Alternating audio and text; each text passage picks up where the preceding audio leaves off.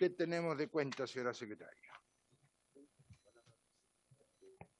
Presidente, hay una nueva petición de audiencia del Sindicato Nacional de Carteros. Le recuerdo a la comisión de que ayer se recibió a los trabajadores de Correos de Chile. Me imagino que es un sindicato distinto, pero inmerso dentro de los trabajadores. Ahí lo tiene que ver usted por el tiempo y la cantidad de audiencias que solicitaba. También el diputado Chile y el diputado González me estaban preguntando lo mismo. Igualmente, el último documento que llegó a la cuenta de la Subsecretaría del Deporte forma acerca de los mecanismos de asignación presupuestaria de cada programa que conforman la partida con relación al cumplimiento de la ley de presupuesto. Eso, sí, presidente. Eso mándeselo al diputado Gómez Mellado porque de deporte y eso le hace bien. Le hace bien, sí. Oye, tenemos un problema que nos siguen llegando audiencias, pero no tenemos más tiempo. Señora secretaria, porque tenemos hoy día y luego tenemos el lunes, que además el lunes 25 se citó a Sesión extraordinaria. A la interpelación al ministro Delgado, entonces en la tarde, sí. Entonces tampoco podemos agregar muchos más. No sé qué vamos a hacer, porque no nos van a dar los tiempos, porque ya está en tabla y tenemos que votarlo el 26, porque el miércoles está en la sala, y ya incluso el miércoles, ese martes, miércoles y jueves además va a estar de presupuesto. Tenemos que votar en la sala, entonces no podemos. Diputado González, esa semana, ese martes 26, lunes 25, martes 16, miércoles 17 se va a votar el presupuesto de la sala. Sí, diputado González. Sí, presidente, muchas gracias. Entiendo la complejidad de la audiencia en torno al proyecto denominado Ley Corte de Pensiones. Yo quiero decir que solo pedir lo siguiente: se han mandado muchos correos, entiendo que a distintos parlamentarios, sí. Particularmente el presidente del Sindicato de Carteros de Correos de Chile, Fernando Olivares. Entonces quiero pedir que le demos unos 10 minutos en alguna de las buena idea. ¿Por qué no hacemos eso? ¿Por qué no reducimos para que todos puedan intervenir 15 minutos. En vez de 15 a 10 minutos la intervención? Muy bien. Eso nos puede dar para todos los que tenemos. Sí o sí tiene que estar el sindicato de... Por eso, ¿les parece? Yo ayer hice una intervención larga sobre el tema. Que reduzcamos a 10 minutos las intervenciones, claro. Que así sea más concreto y que nos manden, ¿no es cierto?, los respaldos si tienen para... Entonces vamos a hacer 10 minutos, señora secretaria, y vamos a incluir entonces ahí lo vemos de acuerdo a los tiempos. Pero vamos a hacer 10 minutos para que todos puedan intervenir hasta el lunes, no tenemos más espacio. Y hay otro problema. Oye, sí. Presidente, sí. Hay otro problema que es el siguiente. A las 4 en punto me toca a mí presidir la tercera subcomisión y están también 2 diputados de aquí que nos toca el Ministerio Público, de 4 a 6, y de 6 a 11 Ministerio de Justicia. Por eso vamos a tener que ir. Yo me voy a tener que ir 5 para las 4 porque tengo que ir a presidir. Vamos, porque Nada más. Tenemos otra cuestión. Ok, entonces vamos a partir de inmediato. Tenemos a don Eugenio Piz, gerente general de Correos de Chile. ¿Está por ahí? Aquí estoy. Ahí está. Entonces, ayer estuvieron sus muchachos por aquí también interviniendo, don Eugenio. Vamos a darle la palabra, pero le aviso a todos nuestros exponentes que vamos a tener máximo 10 minutos para poder escuchar a todos, ¿no es cierto?, de aquí a los días que nos quedan. Le doy la palabra a don Eugenio. Ministro, señor presidente, ministro del Trabajo, solamente para saludarlos y decir que estamos presentes en la sesión para seguir todo el debate. Oye, si todos los ministros fueran, está bien, se nota que fue diputado, está siempre presente y está ahí, así que muy bien, ministro. Muchas gracias, presidente. Es la buena escuela que se toma ahí. 8. O sea, Ortiz nomás fue el que le dio la bienvenida. No. Sí. Le damos la palabra a Eugenio Piz. Muchas gracias, señor presidente de la Comisión de Hacienda, honorables diputados, miembros de la comisión, muy buenas tardes a todos. Primero, quiero agradecer que nos hayan dado la oportunidad a la Administración de Correos de Chile, representado por mi gerencia general, para explicar los efectos que tiene esta exención a la paquetería para la finanza y para cumplir el rol fundamental que tiene Correos de Chile para el país. Primero, me gustaría dar un contexto de que nosotros somos una empresa que presta un servicio público definido por el Estado de Chile como un servicio esencial para poder comunicarse. Y esta comunicación hoy se manifiesta en correspondencia y encomiendas desde sus orígenes, que comienza en el año 1747 y que en el día de hoy se realiza o se norma a través de un convenio internacional que firmó el Estado de Chile con la Unión Postal Universal, que tiene que ver con una dependencia de la ONU que busca que este servicio de comunicación sea garantizado por el Estado, que le permita, por un lado, contar con estos servicios postales a un precio accesible a todos los habitantes de Chile y servicios postales nacionales e internacionales. Siendo este el marco legal mandatado por ley que tenemos hoy, de honrar el acuerdo de servicio postal, de prestar el servicio postal universal, quiero destacar que se tenga presente al discutir esta ley que hoy el servicio postal universal es de encomiendas. La correspondencia está quedando en el pasado y disminuye. Y la Unión Postal Universal considera, y yo creo que para todos es fácil observar, que este medio de comunicación de encomiendas, que podemos definir de encomiendas que son paquetes de hasta 50 kilos, que es lo que nos indica la Unión Postal Universal, es fundamental para que los chilenos puedan intercambiar desde regalos, puedan los e-commerce nacionales puedan publicar sus productos y ser despachados a lo largo de todo Chile, y así también como comprar local o internacionalmente los residentes en Chile. Por lo tanto, este hecho central que parece que en la ley se podría interpretar como de la aclaración del Ministerio en la Comisión de Trabajo, de que el rol de Correos de Chile es distribuir cartas o correspondencia, es realmente algo que está muy en el pasado y que hoy es considerado la paquetería como lo que transporta el Servicio Postal Universal en 192 países como el centro de los servicios que presta. En un porcentaje, en el caso de Chile, es 78% de lo que transportamos, los envíos son paquetería, y lo mismo ocurre en los países desarrollados y también en los países en vía de desarrollo, como se menciona de la OCDE y distintas instituciones que han adoptado o adherido al Servicio Postal Universal. ¿Qué es lo que es Correos hoy? Hoy somos una empresa que tiene 5.000 trabajadores, 98% sindicalizado en 6 sindicatos. Ustedes escucharon ayer al presidente Alan Mesa de uno de estos sindicatos, el que tiene más gente, y al presidente de la Federación de Sindicatos, que agrupa a 4 de nuestros 6 sindicatos. Por lo tanto, escucharon la voz de alguien que representa, a 2 personas que representan a más de 4.000 trabajadores. Hoy tenemos 25 plantas de procesamiento y una distribución de última milla que se realiza principalmente con carteros. El 80% de nuestros envíos llegan a las puertas de domicilios de Chile, principalmente a través de 2.100 carteros y un 20% de esa carga vía móviles.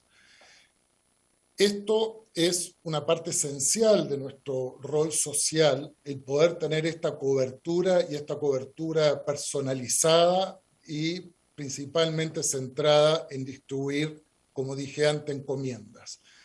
Hoy repartimos más de 20 millones de envíos mensuales. Es 1 millón de envíos diarios que pasan por toda esta cadena logística de plantas y última milla. Dicho esto, sobre el impacto financiero de esta ley, me gustaría se tuviera en cuenta que el servicio postal universal es deficitario en los países desarrollados y en vías de desarrollo, tal como lo señala este acuerdo internacional firmado, y que es responsabilidad del Estado garantizar su viabilidad financiera. Y para eso se han experimentado, se han probado, han evolucionado distintas fórmulas, y hoy el Correos de Chile cuesta con la exención del IVA a la empresa para su prestación de servicios postales. De aprobarse esta ley, inmediatamente el Correos de Chile pasa a ser deficitario. Son 8.000 millones de IVA recaudado menos el IVA crédito, que va directamente a nuestra última línea y que por las características del mercado competitivo no es posible traspasárselo a los clientes. Y esto basado en el número que indiqué antes, que el 78% de nuestros ingresos proviene justamente de las encomiendas.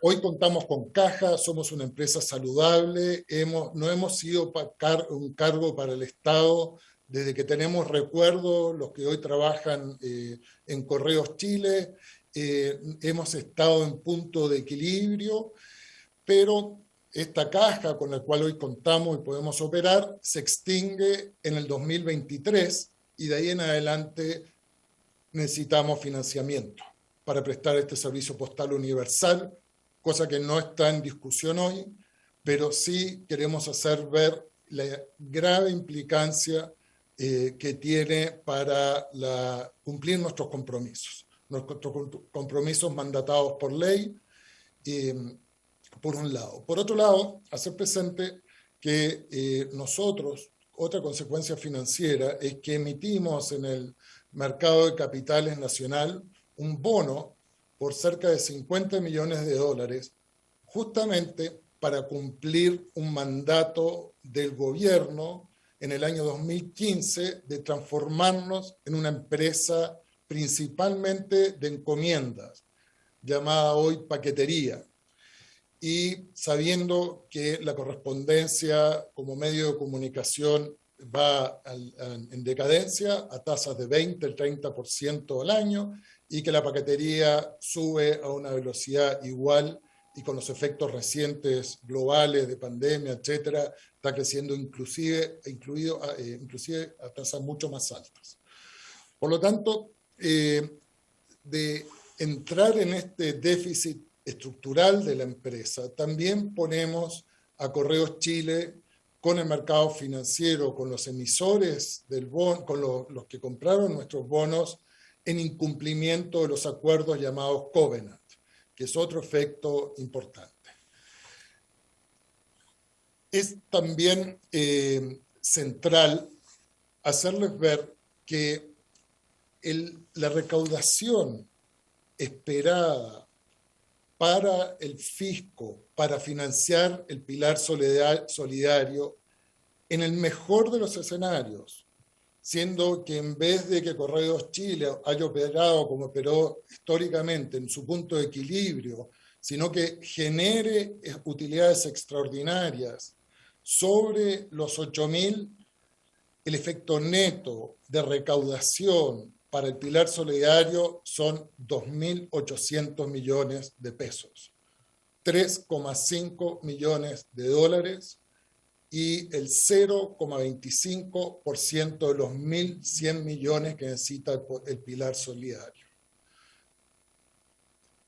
Esto es lo que está en juego. Lo que está en juego es que estamos discutiendo para financiar el pilar solidario una mínima contribución, poniendo en riesgo el compromiso legal que tiene esta administración con servir estos tratados internacionales, el compromiso que tenemos con nuestros trabajadores comprometidos con este rol de Correos y comprometidos porque de visitar Correos ustedes verán el tremendo trabajo que se hace con vocación de tener un propósito de un servicio público que los chilenos valoran, un propósito de servicio público, de atender a nivel nacional las elecciones, que los mismos carteros y los mismos trabajadores de Correos de Chile se presentan como voluntarios. Disculpe, señor Pies, estamos en el tiempo para que Ok. pueda redondear la idea. Gracias. Muchas gracias. Entonces, honorable diputado, hoy vine a poner una preocupación central que creo que poder transmitir este mensaje de que se está afectando la viabilidad económica y que si se trata de revisar este rol social y se trata de revisar la responsabilidad que tiene como el Estado, del Estado de financiarlo, creo que es una pena hacerlo en este contexto y deberíamos tratarlo como lo es Correos Chile, una empresa estratégica para el Estado y para los chilenos. Gracias. Muchas gracias, don Eugenio Pies, gerente general de Correos. Hay un buen tema ahí. Y ahora nos vamos al otro extremo porque vamos a escuchar al Colegio de Abogados. Comisión Tributaria, tenemos a don Florencio Bernales y también al abogado don Cristian Blanch. Ustedes verán cómo se distribuye en el tiempo, pero les recuerdo que no más de 10, 12 minutos, por favor. Buenas tardes, señor presidente. Muchas gracias por recibirnos en esta oportunidad. En esta oportunidad el Colegio de Abogados viene a presentar no un análisis del proyecto en su integridad, sino que queremos referirnos a los efectos que tiene la imposición de IVA sobre los servicios profesionales, ¿no? En ese sentido, el impuesto IVA que se agrega a los servicios profesionales no solo afecta a los abogados, sino a todos los profesionales. Nosotros lo vamos a abordar desde la perspectiva de los abogados, pero llamo la atención de que un gravamen que se extiende mucho más allá de los abogados naturalmente. Hay cambios grandes en la definición de hechos gravados, en el entendido que se entiende por servicios, y también vamos a desarrollar el aspecto concretamente de los servicios jurídicos. Nuestra exposición, que la voy a desarrollar conjuntamente con el colega Cristian Blanch, está resumida en la agenda que se está viendo en este momento. Vamos a analizar primero una comparación entre la situación actual y que se generaría de prosperar la modificación propuesta, que fundamentalmente significa invertir la regla general de hoy en día, que los servicios no están afectos a IVA salvo excepciones. Pasaríamos a tener una situación donde la regla general sería precisamente la inversa. Vamos a analizar también el alcance que esta modificación tendría respecto de las sociedades de profesionales. Vamos a analizar también, resumidamente, los efectos que tiene para la profesión de abogado y para los clientes también el encarecimiento de los servicios legales. Y finalmente, para detenernos en lo que serían las consecuencias de las modificaciones propuestas. Inicialmente va a hablar mi colega Cristian Blanch, quien va a abordar los primeros puntos. Bueno, muy buenas tardes, señor presidente, honorables diputados. En primer lugar, lo que queremos llamar la atención es que con la modificación que se está proponiendo, lo que se hace es gravar con IVA todo tipo de servicios. Si ustedes se fijan, la definición actual de IVA comprende la acción o prestación que una persona realiza para otra y por la cual percibe interés, prima, comisión o cualquier otra forma de remuneración, pero siempre y cuando provenga de las actividades comprendidas en el número 3 y número 4 del artículo 20 de la Ley de Impuesto a la Renta. Precisamente esta última parte es la que se elimina y tiene las siguientes consecuencias. En primer lugar, se cambia el concepto de que los servicios grabados con IVA era una excepción, solamente aquellas actividades comprendidas en el número 3 y número 4 de la Ley de Impuesto a la Renta, del artículo 20 de la Ley de Impuesto a la Renta, que se refiere a actividades extractivas, por ejemplo, de la industria, el comercio y empresariales en general. Y se cambia por una nueva regla general que, a contar, si que fuese aprobada la reforma en los términos que se había planteado en el mensaje, se grabarían todos los servicios, sería la regla general, y la excepción serían aquellos servicios que estuvieran exentos de IVA, y las exenciones del IVA están contempladas en el artículo 12 y número 13 de la Ley del Valor Agregado.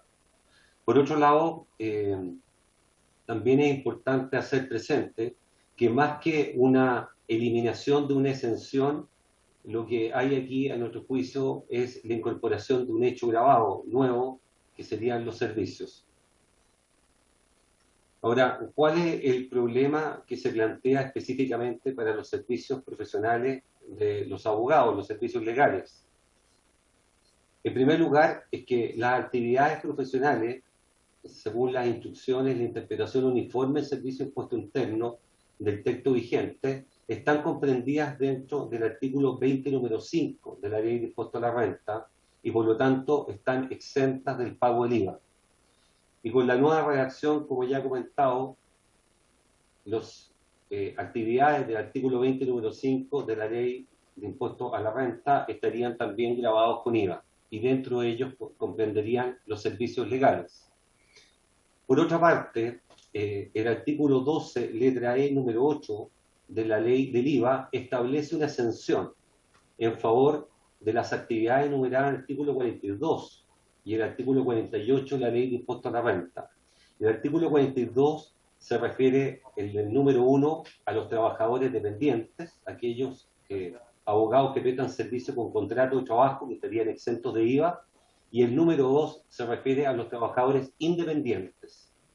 En el número 2 del artículo 42 de la Ley de Impuesto a la Renta se comprenden no solamente los servicios que prestan las personas naturales, sino también los servicios legales que se prestan asociados a través de las denominadas sociedades de profesionales. Por lo tanto, en principio, de acuerdo a nuestra interpretación, las sociedades profesionales deberían no estar grabadas con IVA, no obstante que prosperara esta propuesta, este proyecto de ley. Sin embargo, nos preocupa muchísimo esto, puesto que esto es contradictorio con lo que ha planteado el mensaje del presidente de la República, donde ha señalado, junto con su ministro de Hacienda, que con esta modificación solamente quedarían exentos de IVA los servicios profesionales prestados por personas naturales o bien personas que tuvieran un contrato de trabajo, excluyéndose de esta forma a las sociedades de profesionales. Ahora, esta cuestión de las sociedades profesionales es bastante más compleja, porque los abogados normalmente se encuentran organizados como sociedades de profesionales acogidas a las normas de primera categoría. Y hay otros abogados que se encuentran organizados como sociedades de profesionales acogidas a las normas de segunda categoría, y hay un tercer grupo de abogados que se encuentran organizados por sociedades profesionales acogidos a las normas de segunda categoría, pero que optaron por las normas de primera categoría. De esto no hay claridad respecto de cuáles serían las consecuencias y a quién abarcaría, ¿no es cierto?, la eliminación o el cambio del concepto de servicio. Y por lo tanto, para la actividad profesional es esencial que se pueda aclarar esta situación, es de la mayor importancia. Ahora sí, debemos mencionar que el Servicio de Impuesto Interno, mediante la circular 21 del año 1991, ha señalado qué entiende por sociedades profesionales, porque el artículo 22, número 2 de la Ley de Impuesto a la Renta no define lo que son las sociedades profesionales, sino establece algunas de sus características, que son aquellas que son desempeñadas con profesionales o profesiones afines, organizados exclusivamente como sociedades de personas, y además donde aporten su trabajo a la sociedad y tengan objeto exclusivo, entre otras características. Ahora, a nuestro entender, las sociedades de profesionales también deberían estar incorporadas las sociedades por acciones, que es un tipo societario muy utilizado y que cumple con los requisitos o con lo mejor de la sociedad de personas y la sociedad anónima, y esto no aparece incorporado en la circular del Servicio de Impuesto Interno porque en la época que se dictó no existían las sociedades por acciones. En cualquier caso, lo que nos interesa destacar es que la situación del cambio o la ampliación del concepto de servicio provoca problemas de interpretación y que en definitiva es el legislador el llamado a aclarar la ley, porque si bien el espíritu de la norma que es manifestado en el mensaje del presidente de la República, solamente quedarían exentos de IVA las personas naturales y aquellos abogados que tienen contrato de trabajo, lo que no se condice con la letra de la ley y especialmente el artículo 12, letra E, número 8, que se refiere a las sociedades de profesionales. Muchas gracias, señor presidente. En lo que a mí respecta, yo me voy a referir a las consecuencias que tienen estas modificaciones en lo concreto para la profesión de abogado. En primer lugar, al imponerse eventualmente el gravamen IVA a los servicios profesionales y al existir otros profesionales como las personas naturales, por ejemplo, que aparentemente quedarían exentas del gravamen IVA, resultaría que el legislador estaría interviniendo el mercado de los servicios legales, generando dos clases de abogados: aquellos que cobrarían sus servicios con IVA y aquellos que lo cobrarían sin IVA, existiendo entonces una diferencia de al menos de un 19% en el valor de estos servicios, que en rigor sería el mismo servicio, el mismo producto, pero unos con IVA y otros sin IVA. El IVA se aplicaría únicamente por el solo hecho de haberse asociado un abogado con otro o con otros abogados. En resumen, estaríamos prácticamente enfrentando un impuesto a la libertad y al derecho de asociación. Por el solo hecho de asociarme, se me impone un impuesto. Por otro lado, al imponerse este gravamen, se encarecería gravemente el derecho constitucional y consagrado también en tratados internacionales del derecho a defensa que tiene cualquier persona. Nuestra Constitución, en el artículo 19.3, inciso quinto, contempla el derecho a tener la asistencia de un abogado por cualquier persona. Ahora, este derecho se encarecería innecesariamente por el solo hecho de que el abogado que me represente, a quien le encargue mi defensa, esté asociado con otros abogados. No así si se tratara de una persona natural. Afecta, como dije, los tratados internacionales y una garantía a nivel constitucional. Otra cuestión más grave todavía es que la mecánica en que se aplica normalmente o se calcula el impuesto IVA no aplica para nada en el caso de, como se concibe en el proyecto, el IVA a los servicios profesionales. Recordemos que el IVA es un impuesto, como su nombre lo dice, que grava el valor agregado y se refiere al valor agregado incorporado por cada actor en la cadena productiva en su etapa de producción, de manera tal que existe un adecuado balance entre el crédito y el débito fiscal, de manera tal que se termina soportando el IVA correspondiente al valor agregado en el respectivo tramo de producción. Sin embargo, en el caso... Disculpe, señor Enale, por ¿Sí? favor, ya estamos en el tiempo.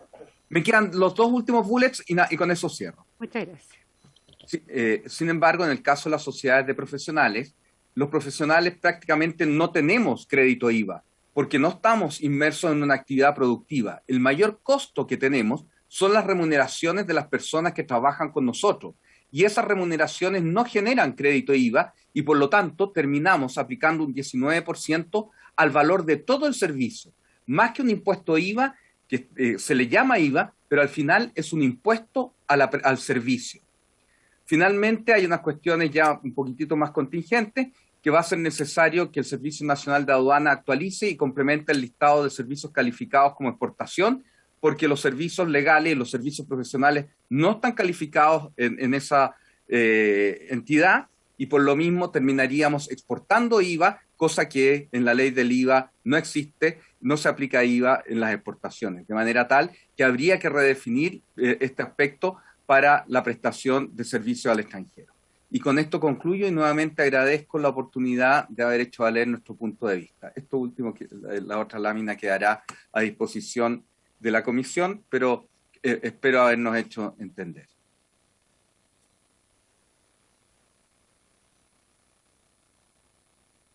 Bueno, estamos ahí ya.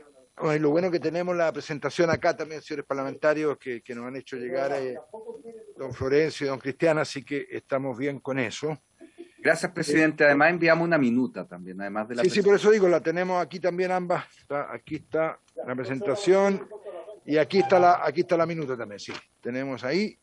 Vamos a ver si está don Marcos Rivas de la SECH, Emprendedores de Chile, Asociación Nacional de Emprendedores de Chile. Yo no lo veo por ahí. No está. Vamos entonces con don Jorge Germán, director de Germán Consultores. A él lo estoy viendo que está por ahí. Le doy la palabra, don Jorge.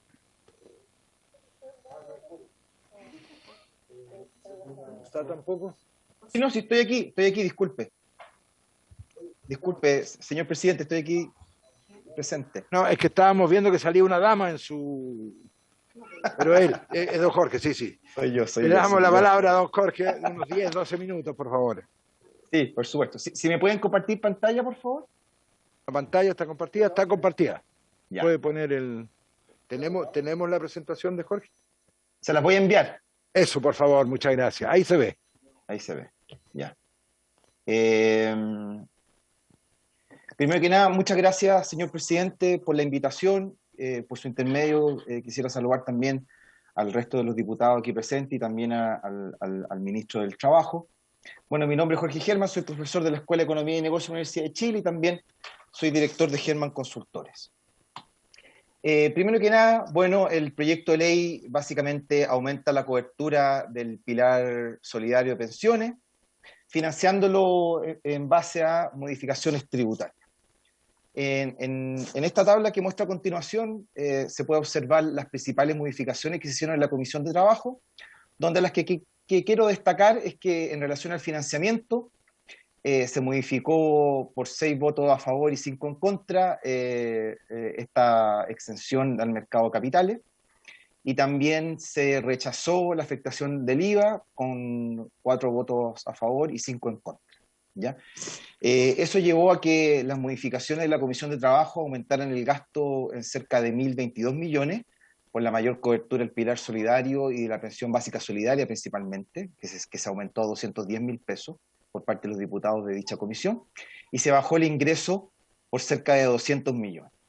Es básicamente lo que señaló el ministro de Hacienda, que aquí que estas modificaciones en la Comisión de Trabajo generaron un desfinanciamiento del proyecto de ley. ¿Ya?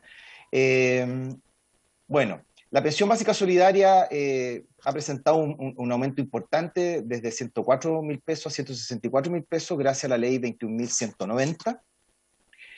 Este aumento de la pensión básica es relevante. Siempre, obviamente, aumentar la pensión básica es una situación bastante loable, pero también existen otras necesidades que requieren financiamiento, como la educación, la salud, la vivienda, la seguridad, el empleo y la crisis hídrica, entre otros aspectos. La economía hoy día viene saliendo de una profunda recesión y todavía existe incertidumbre en relación a los efectos del COVID-19. Hace pocos días acabaron los toques de queda, ¿cierto? El crecimiento promedio de nuestra economía entre el 2019 y el 2022 va a ser prácticamente de un 2%, que es bastante poco, después de la crisis social y de los efectos del COVID, que tuvieron efectos negativos sobre la actividad económica. Al respecto de las modificaciones tributarias, el informe del Fondo Monetario Internacional y de la OCDE señala textualmente lo siguiente: existe margen para mejorar la concepción de los impuestos selectivos chilenos, entre otras cosas, expandiendo el ingreso fiscal que generan en la medida en que lo permitan las circunstancias económicas. Es decir, cuando la economía se estabilice tras la recuperación inicial de la pandemia del COVID. En su informe, la OCDE y el FMI recomiendan hacerse cargo de estas modificaciones tributarias, pero cuando la economía, en cierto sentido, vuelva a la normalidad, lo cual no está aconteciendo en la realidad actual. Por lo cual yo creo que no es el momento adecuado para realizar modificaciones tributarias, tal vez en un año más, ¿ya? También, antes de modificar tributo, es importante revisar la eficiencia del gasto y buscar ahorros para financiar las necesidades sociales, por ejemplo, como esta de aumentar la pensión básica solidaria, ¿ya? El punto está que doy como ejemplo un informe de resultados de evaluaciones del 2021 de la Dirección de Presupuesto, en que muestra que 14 programas, que es bastante pequeño en relación a todos los programas del gobierno, presentaron desempeños deficientes y corresponde a un gasto total de 460 millones. Entonces yo me hago la pregunta, ¿cómo no será posible financiar, por ejemplo, parte de este proyecto de ley con ahorro de gasto que puedan provenir de estos proyectos que fueron evaluados de forma exhaustiva de manera bastante deficiente? En relación al financiamiento del proyecto de ley, quisiera recalcar que el informe financiero de la IPS comete imprecisiones relevantes. En relación a las exenciones del mercado de capitales, que se aplica una tasa del 5% al mayor valor obtenido por la enajenación de acciones de alta presencia bursátil, el informe de la DIPRES señala que son alrededor de 56 millones de dólares adicionales de ingresos, si se elimina esa exención, ¿ya? Básicamente, en base al registro histórico del impuesto a la ganancia capital del Servicio de Impuesto Interno, se determina que el 80% corresponde a empresas y el 20% a personas. El punto está que en el propio informe de gasto tributario del Servicio de Impuesto Interno del 2020-2022, que fue publicado a finales de septiembre, en ese informe de impuesto interno, quien tiene toda esa información en detalle, ellos no pueden hacer una estimación para las personas, y en el caso de las empresas hacen una estimación de 32 millones de dólares, que es muy por debajo a lo que se señala en el informe de la DIPRES, ¿ya? Ahí hay un tema que hay que detenerse y analizar con mayor exactitud, porque ni la propia Servicio de Impuesto Interno puede, de alguna manera, levantar información para calcular la exención en mercado de capitales en el caso de las personas. También es muy importante que basarse en los registros históricos no es correcto. El mercado financiero hoy día en nuestro país cambió. ¿Y por qué cambió? Hay 50 millones de dólares, 50.000 millones de dólares menos de los fondos de pensiones por los retiros, ¿ya? Y a su vez también hay 32.000 millones de dólares menos en nuestra economía de stock de activos financieros privados que aumentaron en el exterior entre el tercer trimestre del 2019, previo al estallido social, y el segundo trimestre del 2021. Ya terminando un poco el tema, los coletazos fuertes del COVID. Básicamente hay alrededor de 80.000 millones de dólares que se fumaron. 50.000 millones de dólares por pensión y 32.000 millones que se fueron al exterior, por toda la incertidumbre institucional que estamos viviendo. El informe de la OECD dice textual: la exención de las ganancias de capital sobre acciones en el mercado de valores es atípica entre los países de la OECD y no se justifica en mercados de valores maduros, ¿ya? Básicamente en países desarrollados. Pero también dice, bueno, esta exención puede ser implementada en economía emergente para estimular el desarrollo bursátil, que fue lo que se realizó en nuestro país en el 2001, ¿ya? Pero cuando uno analiza el índice de desarrollo financiero de Chile, uno lo que observa es que Chile está ubicado como el mejor país de América Latina, pero en el último tiempo ese índice de desarrollo financiero se ha mantenido más o menos constante en el tiempo, no ha presentado mejoría. Y ese índice que calcula el Fondo Monetario Internacional muestra que la OCDE está muy por sobre Chile y que Chile a su vez está por sobre América Latina. Importante señalar de que este índice de desarrollo financiero fue antes del 18 de octubre y del COVID-19, dado que salieron como 80.000 millones de dólares, se esfumaron 80.000 millones de dólares de activos financieros en relación a las pensiones y activos que se van al exterior. Entonces es importante recalcar de que tal vez nuestro mercado de valores no es un mercado maduro, somos una economía emergente aún, somos un país que está dentro de la clase media mundial, ¿ya? Entonces, claro, el informe de la OCDE dice, bueno, no se justifica este tipo de exención tributaria cuando el mercado de valores es maduro. El punto es, ¿el desarrollo financiero de Chile indica que nuestro mercado es maduro o no? Yo creo que no. En relación al IVA a la construcción, el monto estimado por la DIPRES son 605 millones, que es levemente inferior al informe de gasto tributario e impuesto interno, que son 622 millones. Aquí no hay tanta diferencia porque existe información precisa en base al monto del crédito del año 2020, ¿ya? Sí es importante recalcar que la Cámara Chilena de la Construcción ha señalado de que la eliminación de este crédito especial del IVA a la construcción va a generar un aumento en el precio de las viviendas en un contexto de un déficit habitacional. En relación a la eliminación del beneficio de viviendas de FL2, Impuesto Interno ha señalado de que no existe información sobre montos de ingresos por arriendo sujetos a este beneficio, por lo cual se utilizan algunas aproximaciones al respecto, ¿ya? Y el monto estimado por la DIPRES son 13 millones de dólares, que es bastante inferior al informe de gasto tributario e impuesto interno, que salió hace pocos días atrás, que señala que son 312 millones. Ahí hay un tema en que la manera en que calcula impuesto interno y la DIPRES, los supuestos económicos que hay detrás son bastante distintos, que al parecer las instituciones no conversan mucho, y ahí deberíamos ver que de alguna manera converja este número en relación a ambas instituciones.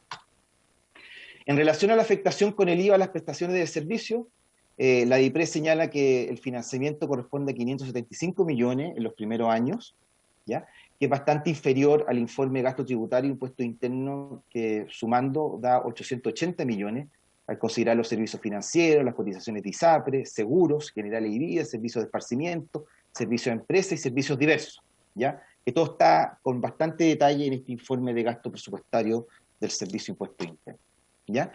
En general, la estimación que hace el Servicio de Impuesto Interno se basa en las cuentas nacionales, es un análisis estático, a través de analizar los consumos de los hogares y los bienes intermedios, y ahí encontrar un porcentaje de cuánto de esto corresponde a servicios que serían exentos, ¿ya? Es un análisis estático.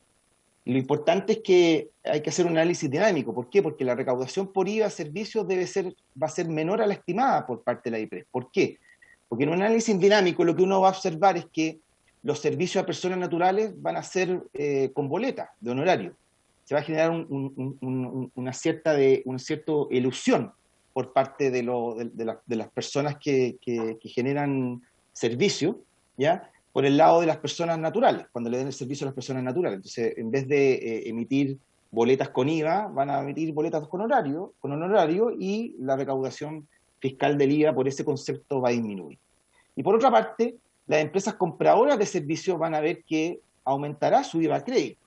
Entonces eso también va a llevar a que el IVA neto que se pague en la economía por muchas empresas que hoy día no tienen este IVA crédito por los servicios, que ahora sí lo van a tener, van a terminar pagando un IVA neto mucho menor.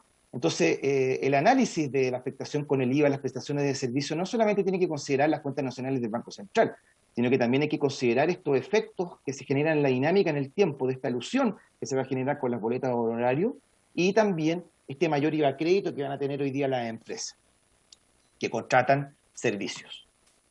Por último, es importante destacar que el IVA a los servicios recae principalmente en la micro y pequeña empresa. El 65% del financiamiento del proyecto de ley al comienzo del periodo de aplicación de esta ley va a recaer en este grupo de empresas. El punto está ¿es correcto o no de que al final gran parte del mayor financiamiento de este proyecto de ley recaiga en la micro y pequeña empresa? Bueno, es una pregunta que dejo sobre la mesa. En un análisis de los datos en base a impuestos internos, ahí en la nota están todos los servicios que yo incluyo en este análisis. El número total de empresas son 220.000 empresas, de las cuales el 95% son micro y pequeña empresas, con datos del 2019 del Servicio de Impuesto Interno. Por último, en el caso de los seguros de vida, básicamente se genera una afectación con impuesto a la herencia. Tanto la DIPRES como el Servicio de Impuesto Interno no tienen información de ingresos al respecto. Entonces yo me hago la pregunta, ¿valdrá la pena legislar a ciegas al respecto, si ni siquiera se sabe cuánto es la recaudación potencial por el tema de incorporar los seguros de vida dentro del impuesto a la herencia? Bueno, y para ir terminando, aquí doy otros ejemplos de gastos tributarios que se podrían considerar adicionales a lo que está en este proyecto de ley, que lo llamo yo los 18 del patíbulo. Básicamente es necesario revisar con más detención las exenciones tributarias, ¿ya? ¿Qué exenciones tributarias podemos incorporar en relación, por ejemplo, si queremos sacar el IVA a los servicios, que recae principalmente en la micro y pequeña empresa? A su vez también la lista es larga. Aquí yo muestro los 18 del patíbulo como ejemplo, en que en rojo están los que hoy día están considerados en el proyecto, pero por ejemplo están los contratos de leasing, que tienen un gasto tributario de 305 millones de dólares, están los créditos por el gasto de capacitación, que son 150 millones de dólares, está la ganancia de capital de los bienes raíces hasta 8.000 UF, que tiene un gasto tributario de 414.000 millones de dólares, o los intereses por los créditos hipotecarios, que son 150 millones de dólares. Bueno, en estos 18 del patíbulo que yo menciono, la suma de todos ellos son alrededor de 2.100 millones de dólares. En cierto sentido, se podría revisar otros gastos tributarios, a diferencia de que los que se menciona acá, si es que la Comisión estima pertinente, que se podrían incluir como fuente alternativa de financiamiento. En relación a la renta presunta, es bastante baja la recaudación y obviamente, bueno, hay bastantes personas que quieren eliminar el tema de la renta presunta. El punto está de que básicamente la recaudación es bastante baja. Bueno, y para ir concluyendo, la pensión básica solidaria presentó una alza histórica relevante con la ley 21.190. En la actualidad existen otras necesidades como la educación, salud, vivienda, etcétera, que también van a requerir financiamiento vía exenciones a futuro. El proyecto de ley requiere una revisión profunda en su financiamiento, más allá de que quedó desfinanciado con las modificaciones de la Comisión de Trabajo. Por último, también la economía está recién saliendo de una severa recesión, por lo que es contraproducente generar más desconfianza con modificaciones tributarias en el actual contexto de incertidumbre institucional. Yo creo que, en definitiva, es recomendable modificar las exenciones tributarias en a lo menos un año más, por ejemplo, en el próximo gobierno, hasta que la economía alcance la velocidad crucero. Eso sería, señor presidente. Muchas gracias por la invitación. Muchas gracias, don Jorge Germán. Y si nos mandan la presentación, por favor, para repartírsela a los señores parlamentarios, diputada sí también nos estaba pidiendo. Con mucho Vámonos con Chile Express, don Alfonso Díaz. ¿Está por ahí, don Alfonso? ¿Está? Le damos la palabra entonces al gerente general de Chile Express, don Alfonso Díaz. Muchas gracias, señor presidente. Si me pueden permitir compartir pantalla. Sí, está puesta ahí. A ver. Ahora sí. A ver, ahí está, y la recibimos, ¿o no? ¿Nos ha mandado, no? No, si nos puede, Alfonso, después mandar la presentación, por favor. Por supuesto.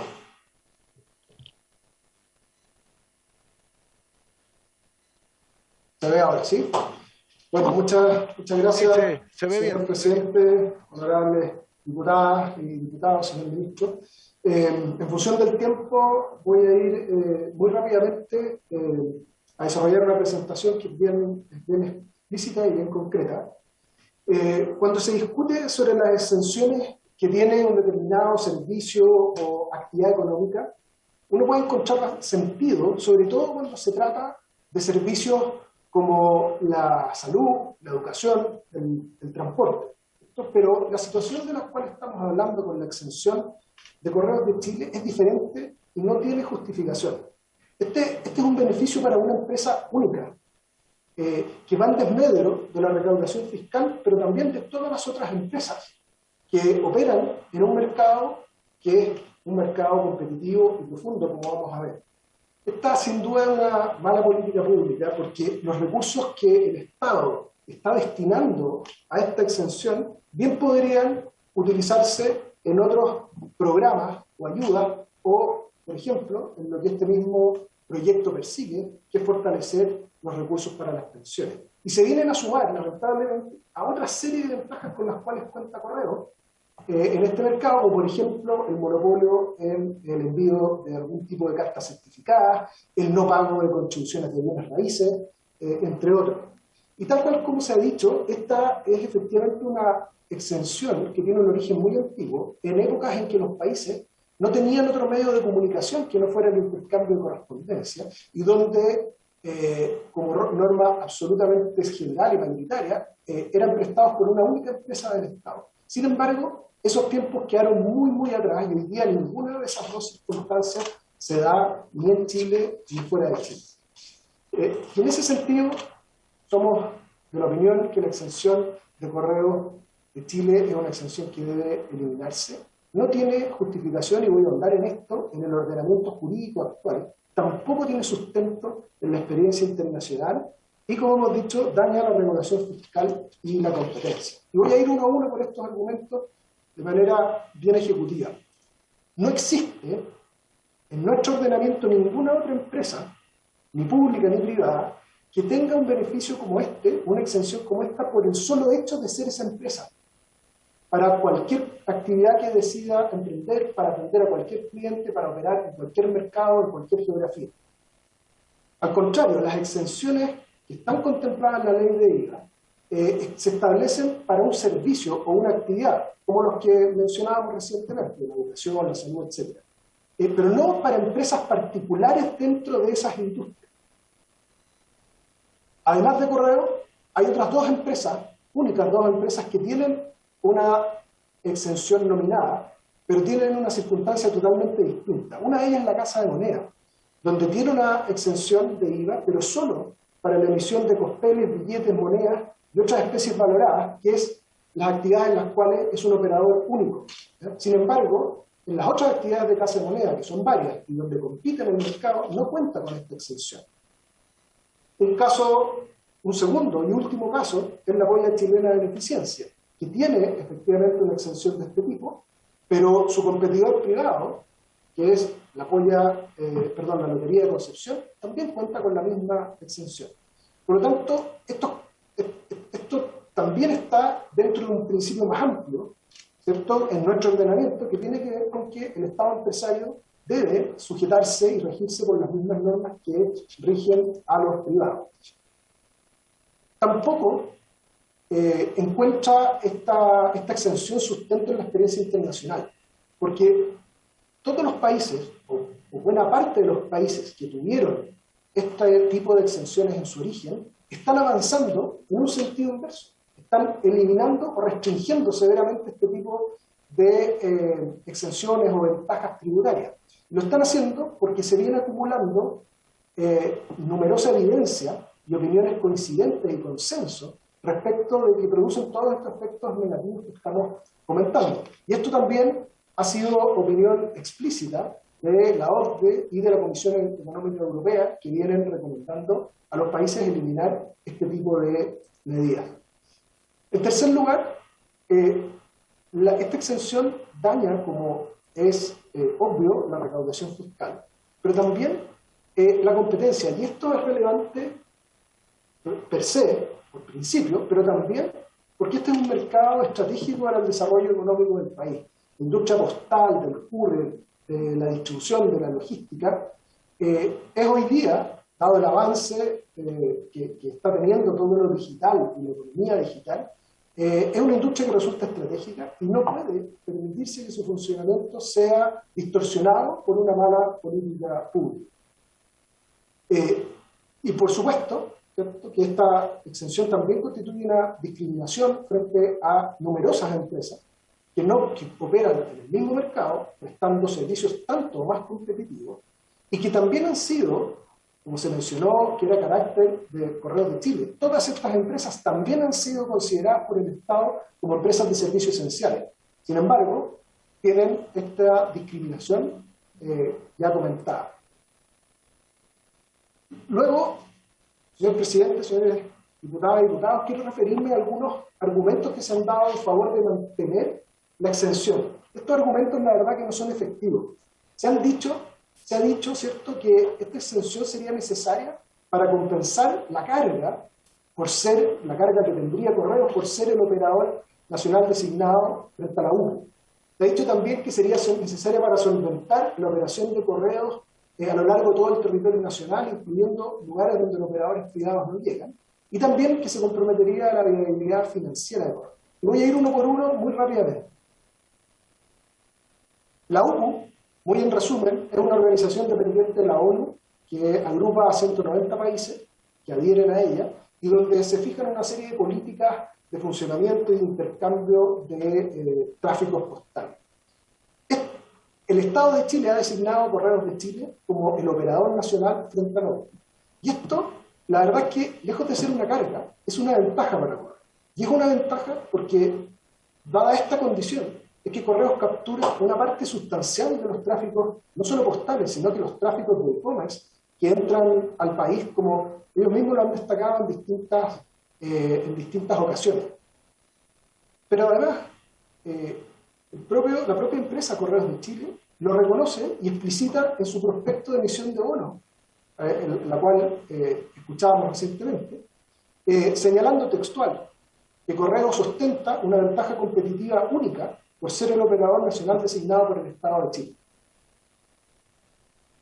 También se ha dicho que sería necesaria esta exención para solventar la operación de Correos.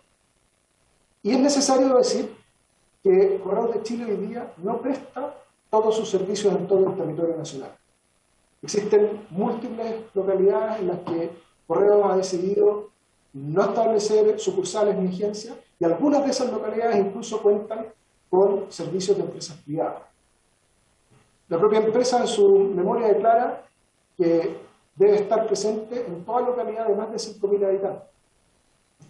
Y por lo tanto, esta exención que está desde hace mucho tiempo es una exención que no ha en los hechos garantizado el servicio que se argumenta que garantiza. Finalmente, se dice que comprometería la viabilidad financiera de la compañía. En esto, la verdad que la argumentación es muy simple. El IVA es un impuesto de retención. Y Correos de Chile funcionaría, eliminarse esta exención como un ente recaudador del IVA que pagan sus clientes. Y si sus clientes son a su vez sujetos de IVA, el cliente de su cliente y así hasta que termina la cadena. Por lo tanto, el IVA con el que se grabarían los servicios no es un costo para Correos, sino que para sus clientes, o como digo, para los clientes finales al terminar la cadena de los que son contribuyentes de IVA. Por lo tanto, la exención de IVA que el proyecto pretende restringir no es una buena herramienta para apoyar la conexión de localidades remotas, por lo cual, aunque se tratara de empujar este principio o este fin, se genera una distorsión generalizada en un mercado que es amplio, que es profundo, que es competitivo, por apoyar una fracción muy minoritaria de las actividades de Correos que serían las destinadas a estos lugares remotos. De hecho, existe hace mucho tiempo, como decíamos, esta exención, y en la práctica no ha garantizado esa conexión de todas las localidades remotas del país. Pero además también las exenciones en general son políticas menos eficientes, menos transparentes y menos focalizadas que el gasto directo o los subsidios directos. Hoy día es muy difícil saber cuánto es realmente el costo que tiene para el Estado estos beneficios que está entregando a través de esta exención. En ese sentido, otros instrumentos podrían, si este fuera el objetivo, que es garantizar la conexión de localidades remotas, otros instrumentos podrían, de gasto directo o de subsidios, podrían garantizar mucho mejor ese fin y podrían además estar abiertos a muchos más operadores y garantizar que esto se realizara de mucho mejor manera. Y también, por lo expuesto, es también una mala política para apoyar la viabilidad financiera de la compañía. Y si esto se quisiera hacer, el camino correcto serían mecanismos ad hoc que transparentaran los recursos realmente involucrados y que evitaran, por lo tanto, distorsionar la competencia y el funcionamiento de un sector que, como se ha dicho, resulta estratégico para la etapa en la que está el desarrollo del país y particularmente en un contexto donde estamos todavía viviendo los efectos de una pandemia, donde este sector, en particular en la totalidad, con las decenas de actores que tiene, ha sido esencial para mantener el país conectado y a las personas abasteciéndose. Por lo tanto, señores diputadas y diputados de la Comisión, somos firmemente partidarios de que esta exención debe eliminarse por todas las razones que están expuestas, principalmente por las distorsiones y por el efecto recaudatorio que genera. Pero si no... Disculpe, está en el tiempo. Perfecto, el último bullet. Pero si no se elimina, y en la línea de cómo se ha presentado este proyecto, deberá al menos restringirse a las actividades propiamente relacionadas con este alegado rol social y no extenderse a todo el resto de las actividades comerciales de Correos de Chile, porque es esta extensión la que genera todos los problemas que les he comentado. Muchas gracias por el tiempo, muy agradecido. Muchas gracias a usted, don Anfonso Díaz, gerente general de Chile Express, y que nos mande, por favor, la presentación. Por supuesto, así lo haré. Vamos, que ya nos van a llamar luego a la sala nos va quedando los tiempos. Tenemos por ahí a don Marcos Rivas. ¿Llegó don Marcos Rivas o no está? Se conectó al fin. Presidente nacional de la Asociación de Emprendedores de Chile, ASECH, don Marcos Rivas. 10 minutitos, por favor, le damos la palabra. Muchas gracias, presidente. Lamento estar en este momento hablando desde el auto, pero la actividad emprendedora me pilla en esta situación. Le voy a proyectar No, pero una... se ve bien del Lamborghini, el Lamborghini se ve bien, así que no hay problema. Muchas gracias, presidente. Ojalá fuera cierto. Pero estamos trabajando para eso. Voy a proyectar una presentación. Espero poder...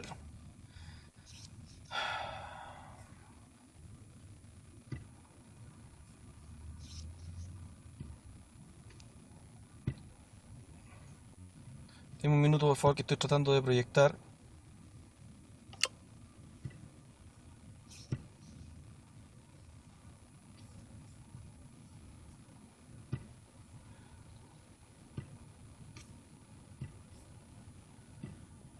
¿Se ve la presentación, presidente? Impecable, como el Lamborghini, impecable. Muchas gracias. Bueno, mi nombre es Marco Rivas, soy presidente de la Asociación de Emprendedores de Chile, ASECH, y hoy representando a nuestros 50.000 socios y a varios pymes y emprendedores, yo creo que a cientos de miles de emprendedores y pymes, queremos poder mostrarles nuestra mirada respecto a la situación que vive, que se presenta hoy día con esta ley corta que envía el gobierno. Bueno, esto fue lo objetivo del proyecto de ley enviado por el Ejecutivo: fortalecimiento de ampliación del pilar solidario, nuevo aporte para cubrir cotizaciones para pensiones en periodo de cesantía y reducción y eliminación de exenciones tributarias para financiar el proyecto. El Ejecutivo pretende recaudar, lo ha declarado en prensa por lo menos, y espero que a través de la Hacienda también lo haya declarado, 1.105 millones de dólares. Nuestras observaciones. Punto número 1, toda medida que fortalezca las pensiones en general, nosotros como Asociación de Emprendedores de Chile, sin duda que estamos de acuerdo en que se debe mejorar las pensiones y en general todo que beneficie a los ciudadanos de nuestro país. Ahora, siempre y cuando esto no atente contra la recuperación económica de las pymes y emprendedores, que como es sabido por todos ustedes en este comité, en esta comisión, es que la verdad es que la crisis social y la crisis económica que genera la pandemia ha afectado brutalmente a la mayoría de los emprendedores y las pymes. Entonces, esa es nuestra primera visión. Y segundo, toda medida que acuda al fortalecimiento de los derechos de las personas, en caso de tener un efecto adverso, este debe ser proporcional, en general menos gravosa que su eventual efecto positivo. Entonces, en el caso de la afectación de IVA a las prestaciones de servicio en específico, que es lo que nosotros vemos con mayor preocupación, sobre todo a los servicios profesionales, asesorías técnicas y consultoría, afecta directamente los ingresos y los costos de estas MIPYMES. ¿Por qué? Porque las pymes que se desenvuelven en esta industria no tienen una estructura, a diferencia de las industrias productivas, que les permitan absorber ese IVA y de cierta manera recuperarlo en el IVA crédito y contra IVA débito. En este caso, la inteligencia, las consultorías, que la mayoría son contrataciones, es decir, se contratan como planilla o son boletas de honorario, la verdad es que eso no permite en una estructura tributaria que las pymes puedan descargarlo y se traspasa al final en un mayor costo de un 19% directamente a los clientes y obviamente en una situación de recuperación en donde lo primero que se corta son los servicios, las grandes empresas, sobre todo la asesoría contable, tributaria, abogados, y una serie de otras consultorías de negocio, la verdad que se ven afectadas y es una industria importante, por lo menos el 30% de nuestros socios están en esta situación de rubro económico y les afecta. Asimismo, la afectación de IVA, que también lo vemos con mucha preocupación, dado el crecimiento de la informalidad, genera un desincentivo importante a la formalización, que es un tema que vemos con mucha preocupación. Hoy día el Ejecutivo no ha generado las condiciones para incentivar la formalización de emprendedores, y al revés, con esta eliminación de exención, vemos en el rubro de los servicios que va a generar un incentivo a la informalización. Aquí les comparto una tabla que hizo, la construimos nosotros, pero los números están calculados por el equipo del ex ministro de Hacienda, el señor Briones, en donde calcularon las recaudaciones que podrían el gobierno conseguir eliminando ciertas exenciones. Y este equipo calculó que la eliminación de la exención del IVA a servicios profesionales recaudaría cerca de 365 millones de dólares, que es más bajo de lo que el Ejecutivo indica que va a recaudar. El gobierno, entiendo que está proyectando cerca de 430 millones de dólares. Y sin duda que el crédito al impuesto al diésel o las exenciones de ganancias de capital representan parte importante de eventuales ingresos que podría conseguir el Ejecutivo para financiar un proyecto de mejorar las pensiones. Entonces, nosotros, sacando las cuentas, considerando en la lámina anterior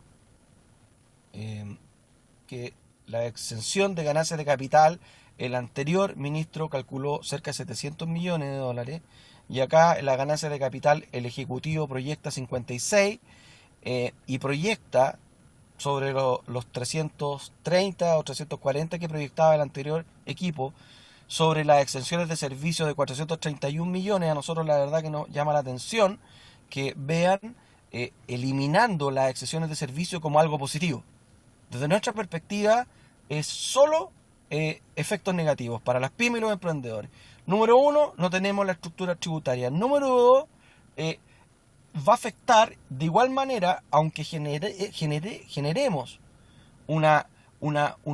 de cierta manera condiciones para empresas que facturan menos de 100.000 UF o menos de 25.000 UF o 24.000 UF año, que se mantengan las exenciones por un periodo de tiempo, igual les va a afectar. Porque si las grandes empresas de servicios, que generalmente contratan a pymes para externalizar varios servicios de estos, de igual manera les va a afectar a las pymes. De igual manera, porque las grandes empresas van a pedir, empresas de servicio, van a pedir facturación con IVA a las de menor tamaño, empresas menores a 100.000 UF. Entonces, desde nuestra perspectiva, la eliminación de esta exención es una mala idea, es una mala propuesta, principalmente porque va a afectar gravemente a la industria de servicios, la va a hacer menos competitiva. Nuevamente va a afectar a una industria que está golpeada por la pandemia, por la crisis económica que era la pandemia, y atenta desde nuestra perspectiva contra una medida o con algo que el Ejecutivo debería estar pensando y trabajando, es generar condiciones habilitantes para que se recupere este sector económico. Entonces, la verdad es que la situación de las pymes en general sigue siendo extremadamente delicada. El 30% de nuestros socios son del sector servicio, y la verdad que creemos que nuevamente es una medida equivocada. Ahora, entendiendo que en el caso de que de igual manera este comité, presidente, decida seguir o apoyar al gobierno en la exención de servicio, creemos que de igual manera se nos sigue afectando, principalmente porque hoy día las empresas privadas a los emprendedores les siguen pagando a 59 días. Y si nos van a obligar primero a pagar IVA en una industria gravemente afectada, punto número uno. Punto número dos, es un mayor costo que se los tenemos que transferir al cliente, y nuestra demanda es claramente elástica en esta industria, y a mayor costo obviamente van a ser más menores las ventas que vamos a conseguir. Y tercero, nos pagan a 59 días, los privados, que son los que pagan, entre comillas, en mejor tiempo, la gran empresa, porque el Estado no está pagando a mucho más que 59 días, ¿para qué vamos a hablar de los municipios? Entonces, nuevamente, las pymes van a financiar con capital de trabajo el IVA de las grandes empresas y del Estado, que nos parece una locura en un proceso de recuperación económica, considerando que tenemos que proteger a los más débiles, que en este caso son las pymes y los emprendedores, que generamos el 50% del empleo, pero solo tenemos el 10% post pandemia del PIB, el aporte. Entonces, nos parece ilógico que el Ejecutivo esté planteando esta eliminación de exención para financiar una reforma de mejorar las pensiones de los chilenos, sobre todo de los que se quedaron sin pensiones, es decir, está desvistiendo un santo para vestir a otro. Nuestra propuesta: el subir la cotización directamente tendría mucho menor impacto en las pymes que la afectación con IVA a los servicios. Nosotros creemos que sí o sí se debe mantener la exención de IVA para empresas que facturan 25.000 UF año, menor o igual a 25.000 UF, porque son gravemente las que están más complicadas, las que están endeudadas con el FOGAPE COVID, con el FOGAPE reactiva, y no tienen solución y están súper complicadas. Las empresas que facturan entre 25.000 a 100.000 UF, desde nuestra perspectiva, se debiera mantener la exención por a lo menos, de una vez publicada la ley, 60 meses. A lo menos. Porque creemos que, la verdad sea dicha, es un segmento de empresa que está gravemente también afectado y genera hartos puestos de trabajo. Y la verdad que sugerimos meterse en otro tipo de exenciones, como por ejemplo la exención de impuesto al diésel, es una recaudación mucho mayor. Esto principalmente es un beneficio que se le genera a las grandes empresas, y creemos que entendemos al gobierno que no quiera entrar en esa exención, porque sin duda que los camioneros hacen pesar su voz con paro, pero no estiren el elástico tanto con las pymes, no estiren y no nos lleven al límite a los emprendedores, porque puede ser que si nos siguen golpeando de la manera que nos siguen golpeando y nos siguen complicando de la manera que nos complican sin generar condiciones habilitantes para la recuperación, no vaya a ser que seamos nosotros los próximos camioneros y empecemos a generar de otra manera, hacer ver nuestra voz y nuestro descontento, porque la verdad es que nos parece impresentable esta situación. Estimado presidente, le agradezco muchísimo el tiempo y que nos hayan dejado exponer. Muchas gracias. No, muchas gracias a usted, don Marco Rivas, presidente nacional de la Asociación de Emprendedores de Chile, ASECH, nuestros emprendedores. Y después me manda una fotito del auto, por favor, para Callao. Muchas gracias. Y finalmente, que vamos a hacer, llamamos a votar en sala rapidito, así que démosle la palabra, que ya llegó don Rodrigo Vergara, investigador del CEP, Centro de Estudios Públicos. Don Rodrigo, gusto saludarlo, le damos la palabra de unos 10, 12 minutos, por favor. Muchas gracias, presidente. A ver, voy a compartir pantalla.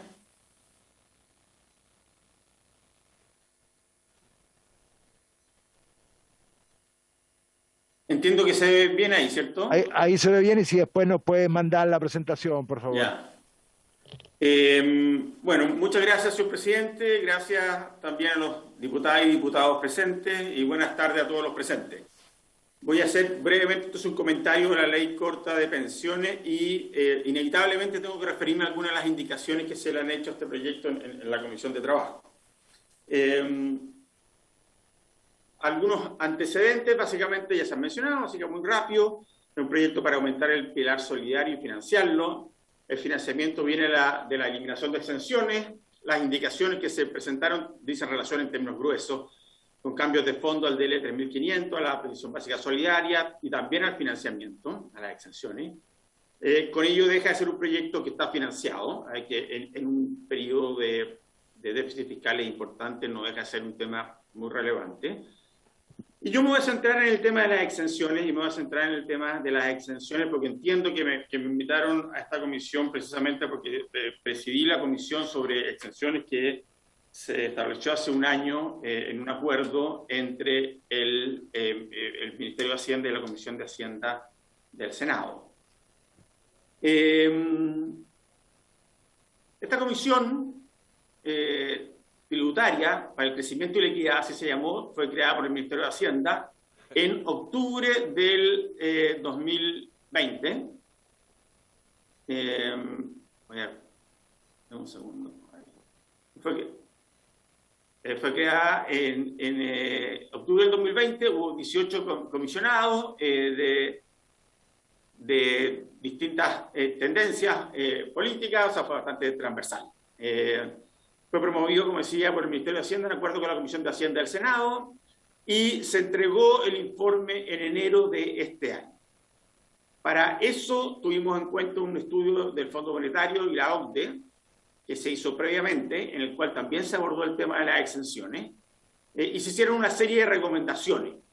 Algunas de ellas tomamos nosotros nuestro informe, otras no, u otras parcialmente. En general se hizo un análisis por distintos temas, impuestos corporativos, personales y otros. Eso fue básicamente este informe sobre exenciones. Estoy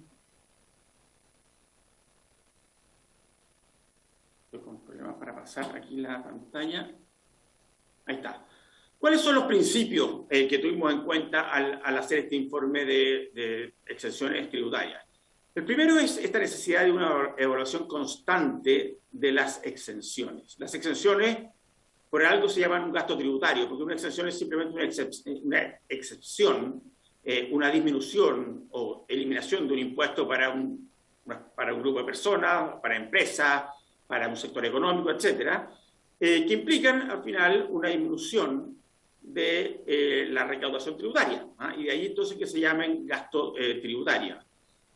Y tienen, por supuesto, un problema de transparencia. Si ustedes piensan, todos los años ustedes, durante la discusión presupuestaria, que están de hecho teniendo ahora mismo, analizan cada una de las partidas del presupuesto. No obstante, las exenciones tienen bastante menos visibilidad. Es cierto, todos los años se hace un informe de exenciones por parte del Ministerio de Hacienda, pero tienen un escrutinio bastante menos exhaustivo que lo que tiene el gasto.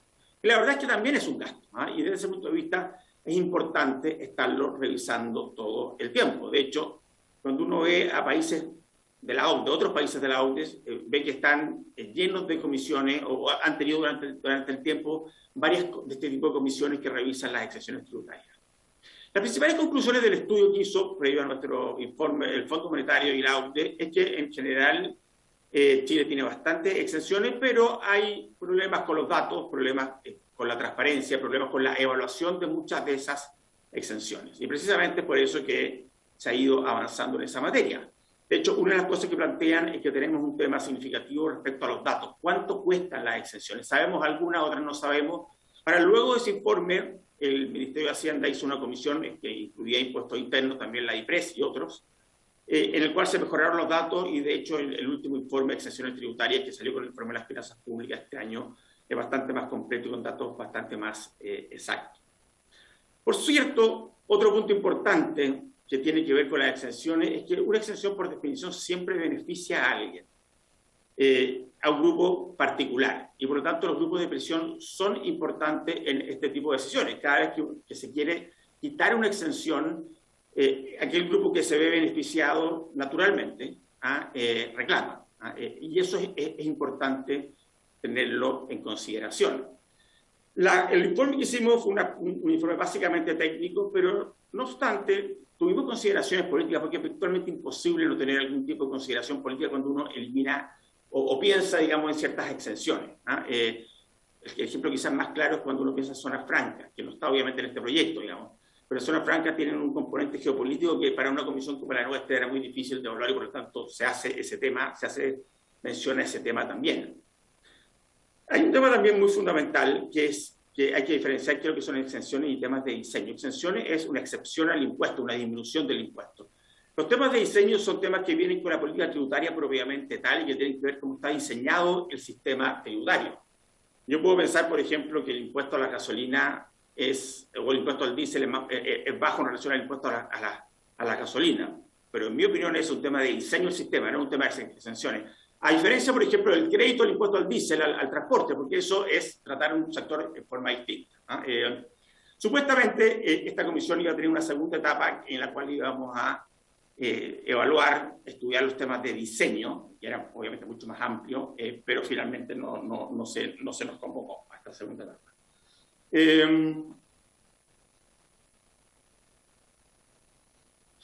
Ok, ¿cuáles son las fuentes de financiamiento del proyecto que estamos comentando hoy día?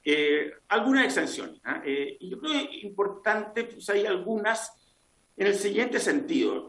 Uno ve muchas veces en esta discusión sobre exenciones a gente que plantea por qué no eliminar o ir sobre todas ellas. De hecho, en nuestro informe nosotros hablamos de alrededor de 20 exenciones.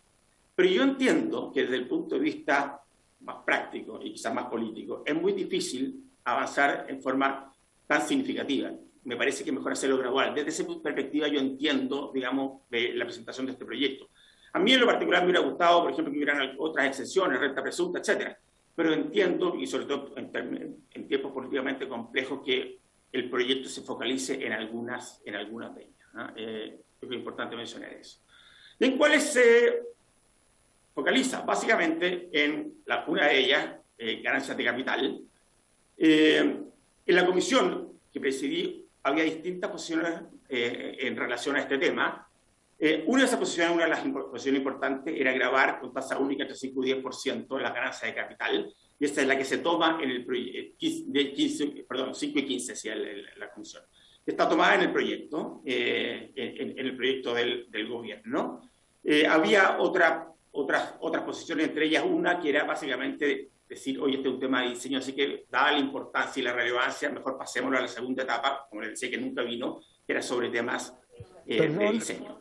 También se deja fuera la inversión institucional. Perdón, Rodrigo, que te interrumpa, pero en este minuto tenemos que bajar a votar a la sala, así que no vamos a poder continuar con la sesión. Si nos puedes mandar, por favor, todo el resto, y bueno, y completo tu informe, pero desgraciadamente no vamos a poder seguir porque tenemos que ir a votar y eso es ineludible, así que voy a tener que levantar. No hay problema, presidente. Gracias por la invitación y yo mando la presentación. Muchas gracias. Y aquí se las damos a todos. Muchas gracias a todos nuestros expositores hoy día y nos vemos el próximo lunes para continuar con las exposiciones. Habiéndose cumplido el motivo de la sesión, se levanta.